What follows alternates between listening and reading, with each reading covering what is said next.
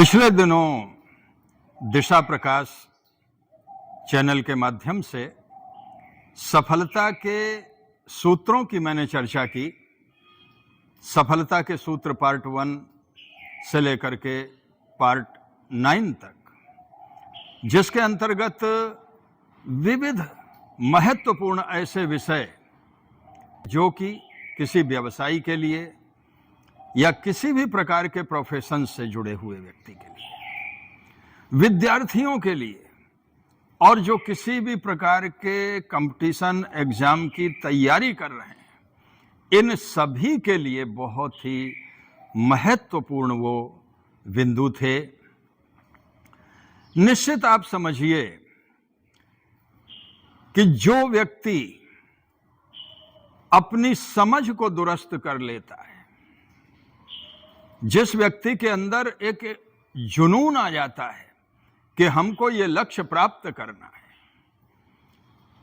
निश्चित रूप से उसका साजो सामान हमारे भीतर से अभिव्यक्त होने लगता है। एक विद्वान ने कहा था कि किसी व्यक्ति ने प्रश्न किया कि विशिष्ट कैसे बना जाए, तो उन्होंने उत्तर दिया कि अगर सामने से सांप आ जाता है तो आपको कौन बताता है कि खतरा है, दूर चले जाओ। जो तुम्हारे अंदर वाला तुम्हें यह बताता है, वही तुम्हें यह भी बताएगा कि विशिष्ट कैसे बना जाए। निश्चित रूप से जो व्यक्ति लक्ष्य केंद्रित है, वो आगे का पथ, जो सफलता का मार्ग है, उसके विषय में स्वयं सोचता चला जाता है कि ऐसा करेंगे, ऐसा करेंगे, ऐसा करेंगे। तो एक योजनाबद्ध तरीके से जब प्रस्थान करता है अलग अलग चरणों में क्रमशः, तो नए नए रास्ते खुलते हुए चले जाते हैं। लोग निराश हो जाते हैं, हताश हो जाते हैं कि इतनी तैयारी की फिर भी जो है हमारा सिलेक्शन नहीं हुआ। अरे कहीं ना कहीं जब विश्लेषण करेंगे अपने पहले समय का, तो पता चलेगा कि हमारी साधना में कोई ना कोई कमी रह गई। अगर हमारी साधना अधूरी है तो साध्य मिलेगा कैसे? अगर हम चलेंगे ही नहीं तो पहुंचेंगे कैसे? इसके लिए मैंने चर्चा की थी कि जो भी आपका कार्य क्षेत्र है, उसमें हमें पूरी तरह से अपने आप को केंद्रित कर देना है। और ये नहीं कि 2-4 दिन हमने उस पर काम किया, उसके बाद फिर रुक गए, फिर चल दिए, फिर रुक गए, फिर चल दिए। ऐसे नहीं पहुंचते। निरंतरता होनी चाहिए, कार्य की निरंतरता। अगर विद्यार्थी है तो पढ़ने की निरंतरता होनी चाहिए और संपूर्ण जुड़ाव होना चाहिए।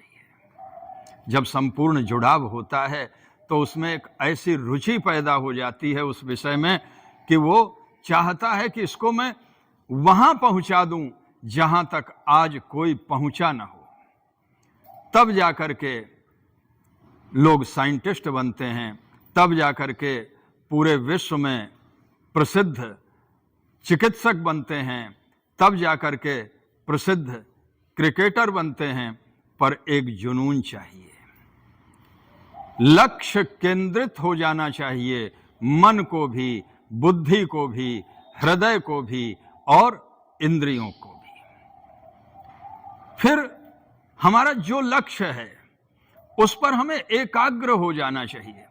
बहुत सारे लोग क्या करते हैं, थोड़ा व्यवसाय भी डाल लेते हैं, थोड़ा सर्विस की तैयारी भी कर लेते हैं, थोड़ा अपनी पढ़ाई को भी आगे बढ़ाते चले जाते हैं।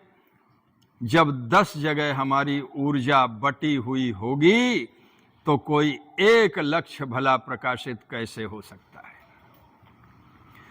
इसलिए वन टाइम वन वर्क।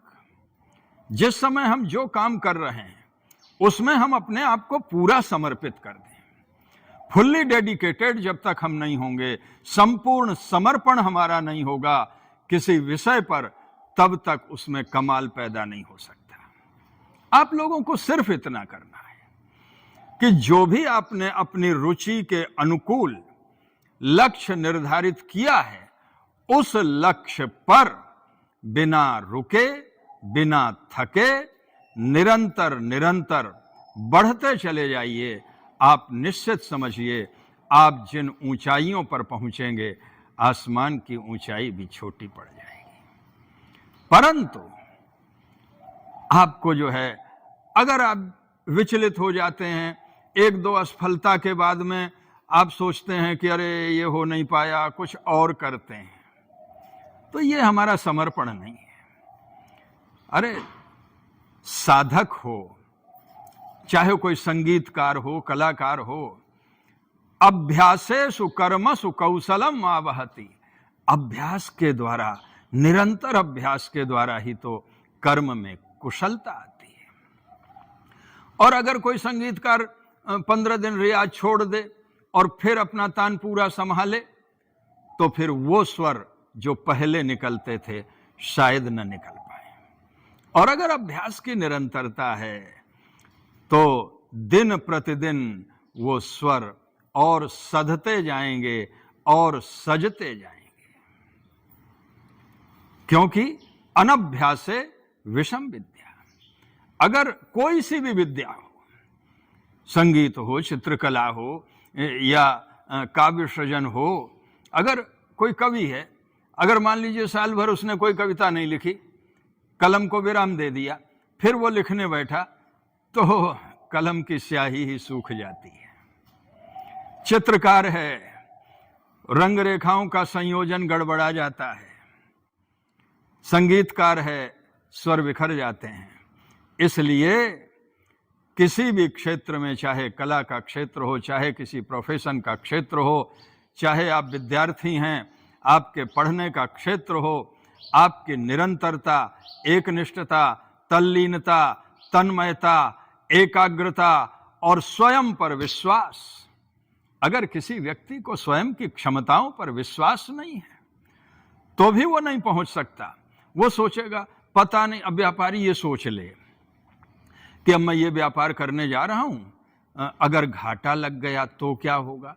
अरे भैया, पहले ही अगर संशय है किसी व्यक्ति को, तो गीता में श्री कृष्ण ने कह दिया कि संशयात्मा विनश्यति। अगर पहले ही संशय की तरेड़ पड़ी हुई है, तो फिर सफलता कैसे संभव है।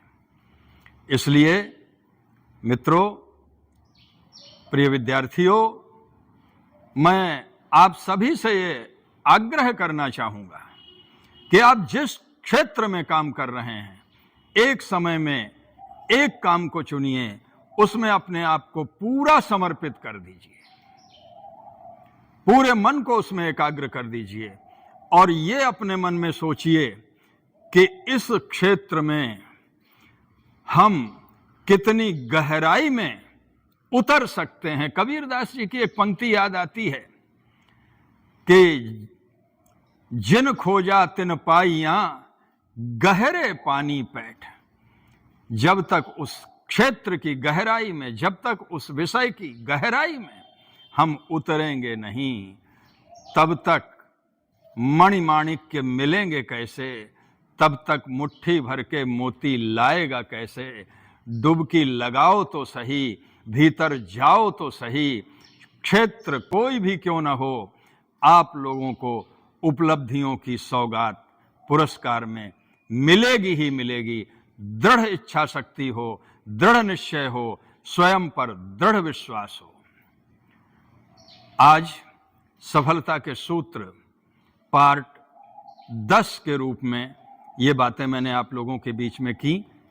जिन लोगों ने मेरे चैनल को सब्सक्राइब न किया हो, वो सब्सक्राइब करें, लाइक करें, और अच्छी बातें सब तक पहुंचनी चाहिए।